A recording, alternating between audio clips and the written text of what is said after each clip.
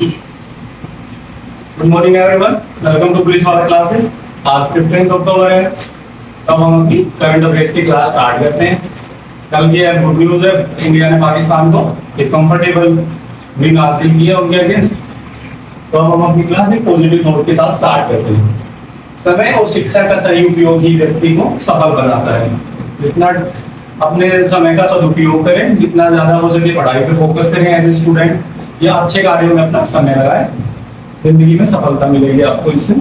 तो अब हम लास्ट क्लास की क्वेश्चंस को रिवाइज कर लेते हैं। स्टार्टिंग में फर्स्ट क्वेश्चन है हमारे पास, जलवायु परिवर्तन और परमाणु ऊर्जा पर अंतरराष्ट्रीय सम्मेलन 2023 की मेजबानी कौन से देश के द्वारा की गई?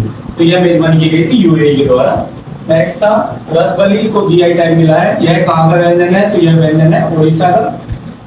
विश्व के सर्वश्रेष्ठ नियोक्ता 2023 की सूची में उपक्रम कौन सा सार्वजनिक उपक्रम सम्मिलित था? तो वो था एनटीपीसी। ई हेल्थ का कार्यक्रम झारखंड राज्य के द्वारा शुरू किया गया है। लैंडस्केप और गार्डनिंग एक्सपो 2023 का आयोजन मुंबई में किया जा रहा है। ब्रिक्स अंतरराष्ट्रीय प्रतियोगिता सम्मेलन 2023 का आयोजन नई दिल्ली में किया जा रहा है। लेख लड़की योजना का शुभारंभ महाराष्ट्र में किया गया है। पद्मा रेल लिंक परियोजना बांग्लादेश में शुरू हुई है और यह पद्मा नदी पर है, जो गंगा नदी की एक सहायक नदी है। राष्ट्रीय मानवाधिकार आयोग की स्थापना दिवस 12 अक्टूबर को इसका स्थापना दिवस मनाया जाता है। ये थे कल के क्वेश्चंस। अब हम 15 अक्टूबर से रिलेटेड कुछ महत्वपूर्ण घटनाएं देख लेते हैं। तो ये वर्ल्ड हिस्ट्री से रिलेटेड या इनमें एक दो इम्पोर्टेंट हैं। जैसे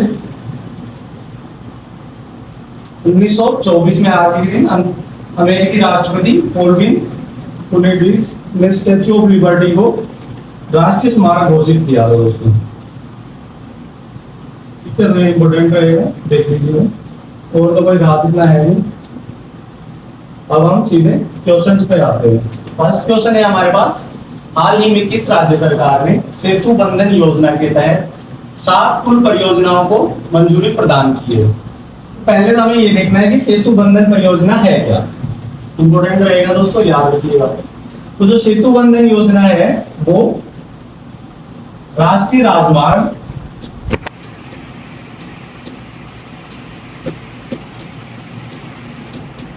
और परिवहन मंत्रालय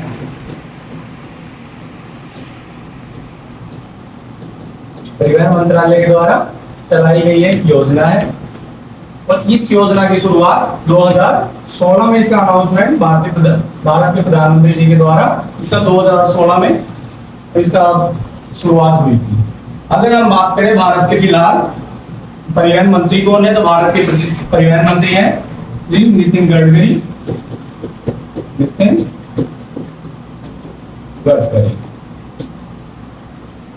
जो सेतु बंधन योजना है दोस्तों, उसके तहत राज्य में रेलवे के ऊपर फुटओवर ब्रिजेस, पुल, राज्य में सड़कों का निर्माण किया जाता है।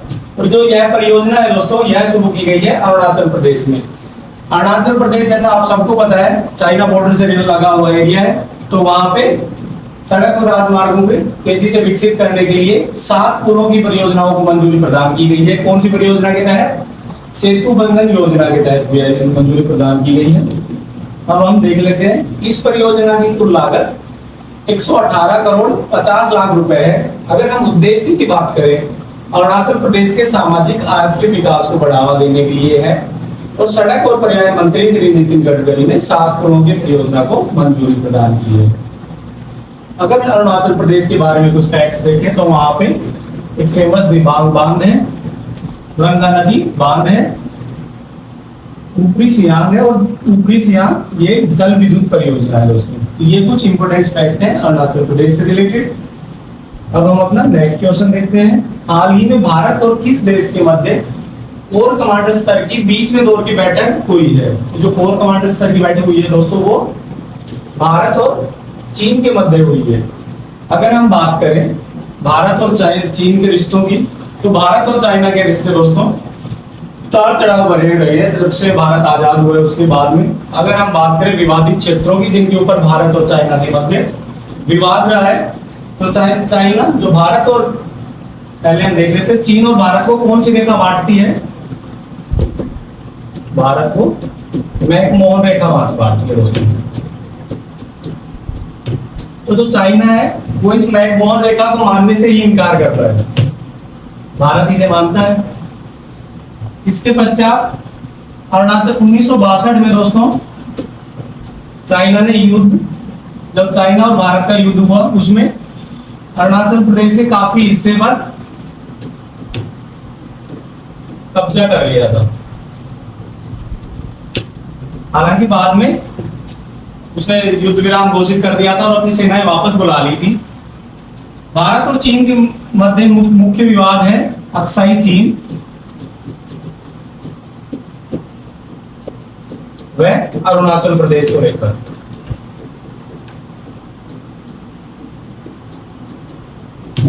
चाइना अक्साई चीन, भारत जो अक्साई चीन को भारत का हिस्सा बताता है, लेकिन उसपे फिलहाल कब्जा चाइना का है। और जो अरुणाचल प्रदेश है जो भारत का एक राज्य है और चाइना उसे अपने मैप में दर्शाता है। तो ये दो मुख्य विवाद हैं भारत और चाइना के मध्य।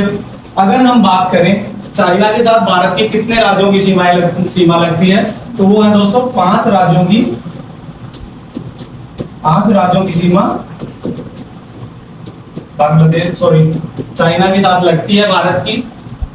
और हाल ही में आपने देखा होगा सैनिकों की झड़प हुई थी, उसी से रिलेटेड है दोस्तों। ये जो बैठक हो रही है वो 20वें दौर की बैठक है, लेकिन इसमें कोई सहमति अब तक बन नहीं पाई है। ये कुछ चौकियों को खाली करने और सैनिकों को वापस बुलाने से रिलेटेड है। 20वीं बैठक का आयोजन 10 अक्टूबर 2023 को किया गया। स्थान का हुआ चुशुल मोल्डो सीमा पर। भारत की ओर से देपसांग और डेमचोक के मुद्दों पर जोर दिया गया। इंडो चाइना बॉर्डर को कौन सी रेखा डिवाइड करती है? इंडो चाइना बॉर्डर को मैकमोहन रेखा डिवाइड करती है। इंपोर्टेंट क्वेश्चन है, देख लीजिएगा। अगर हम बात करें चाइना के राष्ट्रपति की, तो वहां चाइना के राष्ट्रपति फिलहाल है शी जिनपिंग। मुद्रा रेन मिनबी, राजधानी वहां की है बीजिंग। हाल ही में वहां पे चाइना में एशियाई खेलों का आयोजन हुआ है। एशियाई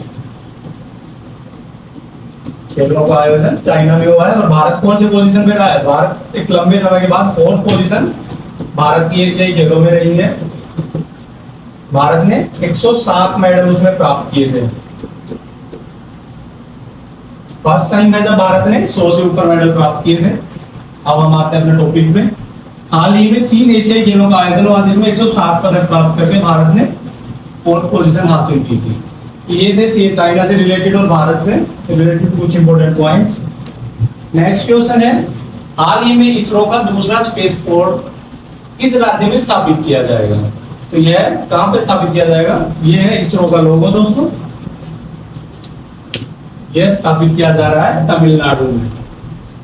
अगर हम बात करें पहले स्पेस पोर्ट की, तो यह है आंध्र प्रदेश में। और कौन सा है? सतीश धवन अंतरिक्ष केंद्र। इसरो की हालिया सफलताओं की बात करें तो इसरो ने चंद्रयान 1, चंद्रयान 2, जिसकी कुछ कारणवश लास्ट में सॉफ्ट लैंडिंग नहीं हो पाई थी दोस्तों। चंद्रयान 3 सफल लैंडिंग हुई थी इसकी। और ये भारत फर्स्ट कंट्री बना था जिसने साउथ पोल पे सॉफ्ट लैंडिंग की थी चंद्रमा पे। हाल ही में सूर्य के अध्ययन के लिए भारत ने आदित्य या इसरो ने आदित्य L1 लॉन्च किया है, जो सक्सेसफुली कार्य कर रहा है और सूर्य की तरफ तेजी से बढ़ रहा है। तो ये है कुछ इंपोर्टेंट मिशन जो इसरो के द्वारा हाल ही में लॉन्च किए गए हैं दोस्तों। और भारत गगनयान की फिलहाल तैयारी कर रहा है। ये देख ले, इसरो की स्थापना 15 अगस्त 1969 में हुई थी। मुख्यालय की बात करें अगर इसरो की, तो यह बेंगलुरु में है। फिलहाल अध्यक्ष है एस सोमनाथ। इंपोर्टेंट है, इन्हीं के कार्यकाल में भारत ने चंद्रयान 3 के द्वारा सॉफ्ट लैंडिंग की है, तो इंपोर्टेंट रहेगा। संस्थापक की बात करें इसरो की, तो वो थे डॉक्टर विक्रम साराभाई। संस्थापक कौन थे? Doctor Vikram Sarabhai. Next question है, हाल ही में किस राज्य सरकार ने स्वतंत्र अनुसूचित जाति आयोग की स्थापना को मंजूरी प्रदान की गई? तो यह मंजूरी दोस्तों महाराष्ट्र गवर्नमेंट के द्वारा दी गई है। अगर एडिशनल क्वेश्चंस के बारे में पूछा जाए तो हाल ही में किस राज्य ने जातिगत जनगणना करवाई है? हाल ही में तो जातिगत जनगणना बिहार के द्वारा करवाई गई है हाल ही में। तो कुछ डिटेल्स देख लेते हैं। राष्ट्रीय अनुसूचित जाति आयोग, इसका गठन 19 फरवरी 2004 को हुआ था। मुख्यालय नई दिल्ली में है इसका। फिलहाल अध्यक्ष हैं विजय सांपला। संविधान संशोधन 89वां संविधान संशोधन के द्वारा इसे स्थापित किया गया था। और अनुसूचित जाति आयोग भारत के संविधान के अनुच्छेद 338 में दिया गया है। ये थे कुछ इंपॉर्टेंट फैक्ट्स भारतीय अनुसूचित जाति आयोग के बारे में। नेक्स्ट क्वेश्चन देखते हैं। हाल ही में किस राज्य सरकार ने आर्थिक गलियारा परियोजना के लिए 3000 करोड़ रुपए की राशि आवंटन को मंजूरी प्रदान की है? तो यह प्रदान की गई है दोस्तों असम राज्य के द्वारा।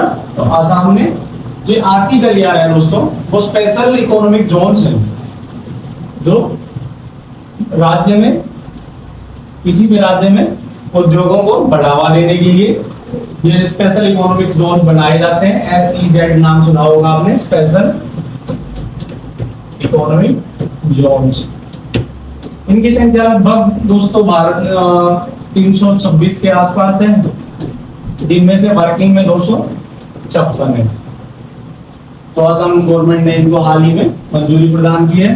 तो लगभग 1000 किलोमीटर की आर्थिक गलियारे का निर्माण किया जाएगा 3000 करोड़ की धनराशि के द्वारा। असम राज्य सरकार ने आर्थिक गलियारा परियोजना के लिए 3000 करोड़ रुपए की राशि को मंजूरी प्रदान की। साथ में ग्रामीण क्षेत्रों में बुनियादी ढांचे में सुधार के लिए मंत्रिमंडल ने 950 करोड़ रुपए की परियोजनाओं को भी मंजूरी दी। इसमें 90 ग्रामीण सड़क, 4 ग्रामीण पुलों का उन्नयन किया जाएगा। अगर हम बात करें असम किस किस चीज के लिए फेमस है? असम फेमस है दोस्तों एक सींग वाले गैंडा, एक सींग वाले गैंडा, वो केवल असम में पाए जाते हैं। ब्रह्मपुत्र नदी इन सभी चीजों के लिए फेमस है। अगर हम बात करें वहां के मुख्यमंत्री की, तो मुख्यमंत्री कौन है? हेमंत बिश्व शर्मा वहां के मुख्यमंत्री हैं। और जो भारत के जहाजरानी मंत्री हैं दोस्तों, सर्बानंद सोनोवाल, उनका यह गृह राज्य है। तो याद रखिएगा कौन है? सर्बानंद सोनोवाल। क्या है ये? फिलहाल भारत के जहाजरानी मंत्री हैं। और ये पूर्व में दोस्तों, ये पूर्व में असम के मुख्यमंत्री भी थे, इसलिए थोड़ा इंपॉर्टेंट है, याद रखिएगा। नेक्स्ट क्वेश्चन है 2023 GHI रिपोर्ट में पर्याप्त डेटा वाले देशों में भारत की रैंकिंग क्या रही है? GHI का फुल फॉर्म क्या है दोस्तों? Global hunger index. हाल ही में ग्लोबल हंगर इंडेक्स 2023 की रिपोर्ट सामने आई है, जिसमें भारत को 111वें स्थान पर रखा गया है। वैसे भारत ने यह रिपोर्ट मानने से इनकार कर दिया है, क्योंकि इस रिपोर्ट के अकॉर्डिंग पाकिस्तान व बांग्लादेश को भारत से बेहतर पोजीशन पे दिखाया गया है।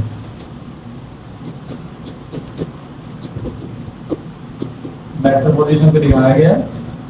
और अगर वहां की स्थिति देखी जाए तो वहां भारत से ज्यादा आप भुखमरी कह सकते हैं।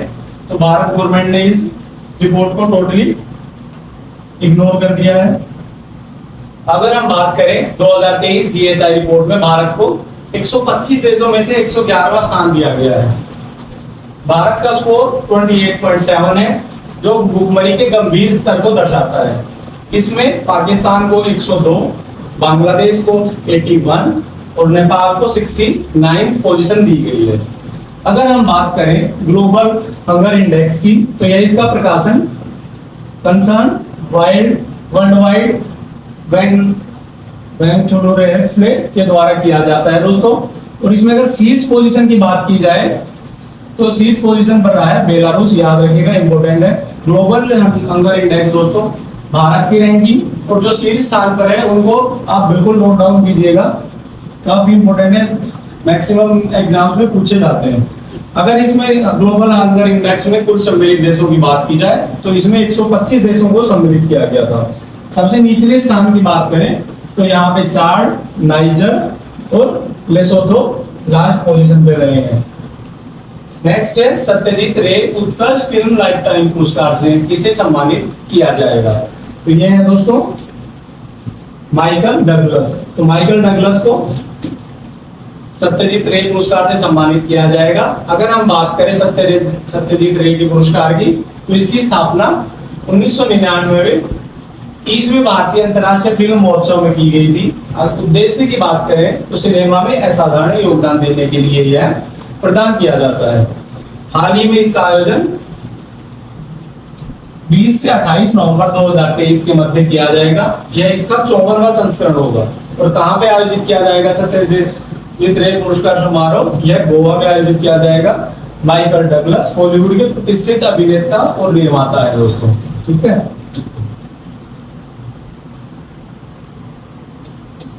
नेक्स्ट क्वेश्चन है राष्ट्रीय सिनेमा दिवस किस संगठन द्वारा स्थापित किया गया है?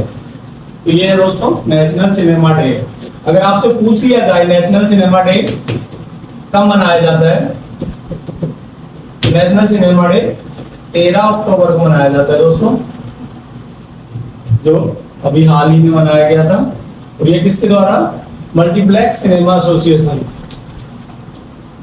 Multiplex cinema association of India के द्वारा यह स्थापित किया गया है। और 13 जो अक्टूबर अभी हाल ही में गया था, तो उस दिन भारतीय सिनेमा डे के उपलक्ष्य में कुल 99 रुपीज में पीवीआर में मूवी दिखाई गई थी। कुछ फैक्ट्स देख लेते हैं। मल्टीप्लेक्स एसोसिएशन ऑफ इंडिया ने कोविड-19 महामारी के बाद सिनेमा हॉल को फिर से खोलने के उपलक्ष्य में यह दिवस मनाया। आपसे पूछा जा सकता है कि यह दिवस क्यों मनाया गया? तो यह कोविड-19 के बाद सिनेमाओं को दोबारा खोलने के लिए यह दिवस मनाया जाता है। राष्ट्रीय सिनेमा दिवस का 13 अक्टूबर। प्रथम बार अगर बात की जाए तो यह 2023 में इसका पहला संस्करण रहा। नेक्स्ट क्वेश्चन है निम्नलिखित में से किस व्यक्ति को राजनीतिक नेतृत्व के लिए दलीप सिंह सोंध पुरस्कार से सम्मानित किया गया? तो ये है आर कृष्णमूर्ति, इनको इस पुरस्कार से सम्मानित किया गया है। आर कृष्णमूर्ति की बात करें तो यह भारतीय मूल के अमेरिकी सांसद है। एशियन अमेरिकन यूनिटी कोलिएशन द्वारा उन्हें यह पुरस्कार प्रदान किया जाएगा। दलीप सिंह सोंध कांग्रेस में निर्वाचित होने वाले पहले सिख भारतीय मूल के अमेरिकी नागरिक थे। अगर हम बात करें अमेरिकी पार्लियामेंट को क्या कहा जाता है? तो अमेरिकी पार्लियामेंट को दोस्तों कांग्रेस कहा जाता है।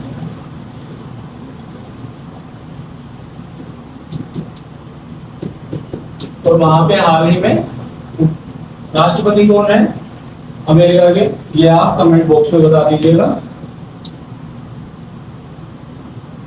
नेक्स्ट क्वेश्चन है निम्नलिखित में से किस केंद्रीय सार्वजनिक क्षेत्र उद्यम को वित्त मंत्रालय के द्वारा नवरत्न का दर्जा मिलता है या मिला है हाल ही में? तो जो रिट्स है दोस्तों RITES रिट्स लिमिटेड को हाल ही में नवरत्न का दर्जा प्रदान किया गया है। रिट्स की फुल फॉर्म क्या है? Rail India technical and economic service limited को रिट्स बोला जाता है। मुख्यालय की बात करें रिट्स की तो इसका मुख्यालय गुरुग्राम में है। कुछ फैक्ट्स देख लेते हैं। इसकी स्थापना 1974 में हुई थी दोस्तों, मुख्यालय गुरुग्राम में है और फिलहाल इसके अध्यक्ष है राहुल मित्तल। नेक्स्ट क्वेश्चन है हाल ही में भारत और किस देश ने रक्षा संबंधों को बढ़ावा देने के लिए समझौता किया है? तो यह समझौता हुआ है दोस्तों भारत और इटली के मध्य। अगर हम बात करें इटली की तो इटली एक डेवलप्ड कंट्री है। इसके हम कुछ फैक्ट देख लेते हैं। समझौतों का कब से कब तक हुई है? 9 से 12 अक्टूबर के मध्य ये समझौते हुए। कहाँ पे? रोम इटली में। भारत का प्रतिनिधित्व किया भारत के रक्षा मंत्री राजनाथ सिंह जी ने। और अगर हम इटली की बात करें तो इटली में प्रधानमंत्री है फिलहाल जियोर्जिया मेलोनी, राष्ट्रपति है सर्जियो मेटारेला और इटली की मुद्रा है यूरो। नेक्स्ट क्वेश्चन है हाल ही में जारी अरुण इंडिया रिच लिस्ट 2023 के अनुसार कौन सबसे अमीर भारतीय की सूची में शीर्ष स्थान पर है? तो सबसे अमीर भारतीयों के शीर्ष स्थान पर है दोस्तों मुकेश अंबानी, जो रिलायंस फाउंडेशन के चेयरपर्सन है फिलहाल। कुल संपत्ति है उनकी 8.08 लाख करोड़ रुपए। दूसरे स्थान पर है गौतम अडानी, अडानी ग्रुप के चेयरमैन है दोस्तों ये। इनकी कुल संपत्ति यहाँ की गई है 4.74 लाख करोड़। और तीसरे स्थान पर है साइरस पूनावाला, जिनकी कुल संपत्ति 2.78 लाख करोड़ रुपए आपकी गई है। नेक्स्ट है विश्व कैडेट शतरंज चैंपियनशिप 2023 में किस स्थान पर आयोजित की जाएगी। तो यह आयोजित होने वाली थी दोस्तों मिस्र में। जो मिस्र है उसकी सीमा, इसका आयोजन 14 से 27 अक्टूबर के मध्य किया जाना था। मिस्र की सीमा गाजा पट्टी से लगती है और गाजा पट्टी पे आपको पता ही है हमास का नियंत्रण है और इजराइल और हमास के मध्य फिलहाल युद्ध चल रहा है। तो भारतीय शतरंज महासंघ ने खिलाड़ियों की सुरक्षा को ध्यान में रखते हुए वहां पर अपनी टीम भेजने से मना कर दिया है। तो अब हम क्लोजिंग थॉट देख लेते हैं। बिना पढ़ाई के जीवन एक बीमार व्यक्ति की भांति होता है, तो निरंतर पढ़ाई करते रहिए, पढ़ाई की कोई उम्र नहीं होती। Thank you very much for watching.